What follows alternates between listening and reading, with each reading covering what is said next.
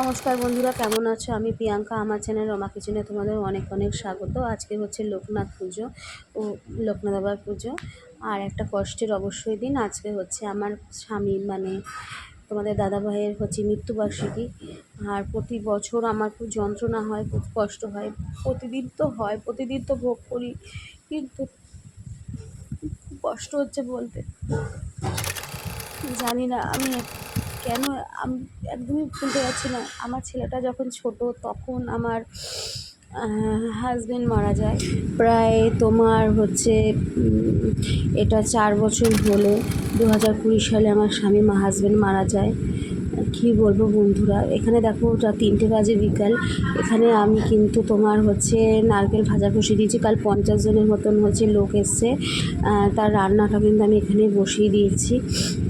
তো নিমন্ত্রণ করা আছে, কারণ বাড়িতে কীর্তন হবে। আর বাবা প্রতি বছর এই দিনে হচ্ছে আমার হাজব্যান্ড মরে যাওয়ার পরে প্রতি বছর এই দিনে কিন্তু বাড়িতে লোকনাথ পুজোর পরের দিন মানে নন্দ অষ্টমীর দিন কিন্তু তোমার হচ্ছে লোক খাওয়ায়, কীর্তন দেয়।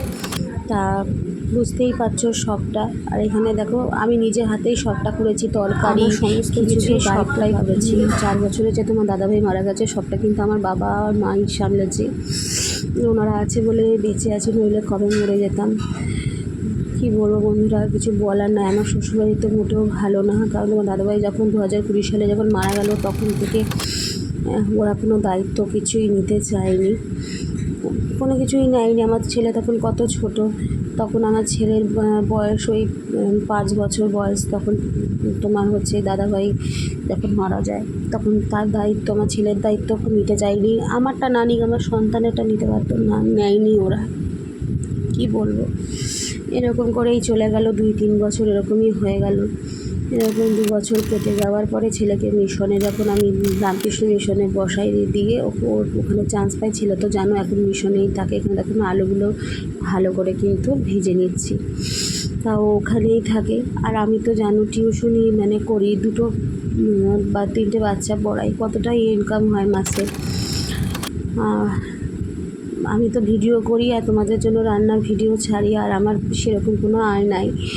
যা দেয় আমাদের জন্য বাবাই দেয়, বাবাই করে। ওর জন্য বাপের বাড়িতে থাকি, সবটাই বাবাই করে। এখানে নুন দিয়ে দিলাম, দেখো সবটা বাবাই করে। কথা বলতেও কষ্ট হচ্ছে, কতটা যন্ত্রণা হলে একটা মেয়ে এরকম কথা বলে। প্লিজ বন্ধুরা আমার পাশে কিন্তু তোমরা একটু থেকো, কারণ আমার সাপোর্টের খুব প্রয়োজন। আমার ভিডিও ভালো লাগলে অবশ্যই লাইক করবে, কমেন্ট করবে, শেয়ার করবে, সাবস্ক্রাইব করতে ভুলো না। কারণ আমি সাবস্ক্রাইব অবশ্যই করো, কারণ আমার তোমাদের একটা সাবস্ক্রাইবের আমার অনেক কিছু আমার উপর নির্ভর করছে। তোমরা আমার পাশে থাকলে আমি এগোতে পারবো। আমি জানি একদিন আমি এগোতে পারবো, তোমরা যদি আমার পাশে থাকো। আর অনেক দিদিভাইরা আছে যারা প্রত্যেক দিন আমার সঙ্গে আমার ভিডিও দেখে, কমেন্ট করে, আর আমার খুব ভালো লাগে। অবশ্যই বন্ধুরা, যদি কোনো রান্নায় কোনো কিছুতে ভুল ত্রুটি হয় বা কোনো আমার কথাবার্তাতে ভুল ত্রুটি হয়, অবশ্যই আমাকে ধরিয়ে দেবে। আমি অত ভালো কথাও বলতে পারি না, অত ভালো ভিডিও করতে পারি না তোমাদের মতো। আমি যেরকম পারি সেরকম তুলে ধরার চেষ্টা করি। মানে যার স্বামী নাই তার কিছুই নাই, জানো তো। আমরা তো মানুষ, বেঁচে থাকলে তো আমরা তার মর্ম দিতে পারি না, ঝগড়া করি, এই করি ওই করি, মর্ম দিতে পারি না। কিন্তু যখন স্বামী যার না থাকে, যার স্বামী নাই, কিন্তু সেই জানে যন্ত্রণাটা কতটা, যন্ত্রণা কতটা কষ্ট হলে এরকম কথা বলে। তো তোমাদের দাদাভাই ম্যাসিক হার্ট অ্যাটাকে মারা গেছে 2020 সালে, হার্ট করোনার সময়, আগেই বললাম। সেই থেকে আমার যুদ্ধ চলছে।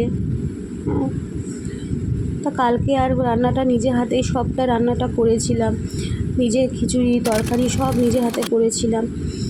মাকে বলিনি করতে, আমি সবটা নিজে হাতে করেছি। 50 জনের মতো রান্না সব নিজেই করলাম। করার পরে তারপরে লোকেরা যখন বললো না খেয়ে খুব ভালো হয়েছে, শুনতে খুব ভালোই লাগলো। যে যাক, তাহলে মানুষকে খাইয়ে শান্তি পেলাম, যে ঠিক আছে আমার রান্না তাহলে ভালো লেগেছে। আর এখানে দেখো আমার 4:30 বাজে তখন, আর কীর্তনের লোক এসছে 4টে থেকে রাত 8টা পর্যন্ত কালকে কীর্তন হয়েছে। তা কীর্তনের লোক হয়েছে। আর এই দেখো তোমাদের দাদাভাইকে দেখাচ্ছি, দেখো এটা তোমার দাদাভাই। দেখো যে আমাকে একা করে সারা জীবনের মতন চলে গেছে। আর এখানটা হচ্ছে সন্ধেবেলা, সবাই বসে আছে, কাকিমা, আমার বোন, আরও সব বসে আছে। আর এখান থেকে কীর্তনের লোক উপর থেকে নিচে নেমে এসছে, ওদের আরও কটা কীর্তনের লোক আসবে সেজন্য। আর এখানে কীর্তন হচ্ছে, আগেই তো তোমাদের দেখালাম। তাহলে বলো না, একটা মেয়ে কী করে বেঁচে থাকবে, যার কোনো ইনকাম নাই, যার কিছুই নাই, যার সাপোর্ট নাই, শ্বশুরবাড়ির লোক ভালো না, সাপোর্ট নাই, বাবা মায়ের উপরে ভরসা করে বেঁচে আছি। একদিন আমার বাড়ি তোমাদেরকে আমি শেয়ার করব। আমি যদি শ্বশুরবাড়িতে যাই অবশ্যই তোমাদের সঙ্গে শেয়ার করব। তোমরা দেখবে যে আমাকে ওরা কীরকম করে কী অবস্থাতে করে রেখেছিল, যার জন্য বাবা বাপের বাড়িতে নিয়ে আসতে বাধ্য হয়। আমার তো প্রেম করে বিয়ে না বন্ধুরা, আমার পেপার দেখে বিয়ে হয়েছে, কিন্তু এর হার্টের রোগ ছিল, সেটা আমার শ্বশুরবাড়ির লোক আমাকে কিন্তু জানায়নি, আমার মা বাবাকে আমাদেরকে জানায়নি। বিয়ের পরে জানতে পেরেছিলাম হার্টের প্রবলেমও ছিল। আর তোমাদের দাদাভাই যেহেতু আমার থেকে বয়সে একটু বড়, অনেকটাই বড়, সেজন্য বাবা ভেবেছিল ভালো ছেলে, চলো কোনো ব্যাপার না, জানতো না তো হার্টের প্রবলেম, কিন্তু ভালো ছেলে বলে, ভালো কাজ করতো বলে বিয়ে হয়েছিল। খুব তাড়াতাড়ি ছোটোবেলায় বিয়ে হয়ে যায় আমার। তাহলে দেখো এখানে হরির লুট দেবে, সেজন্য সবাই উঠে দাঁড়িয়েছে, এখন হরির লুট হবে।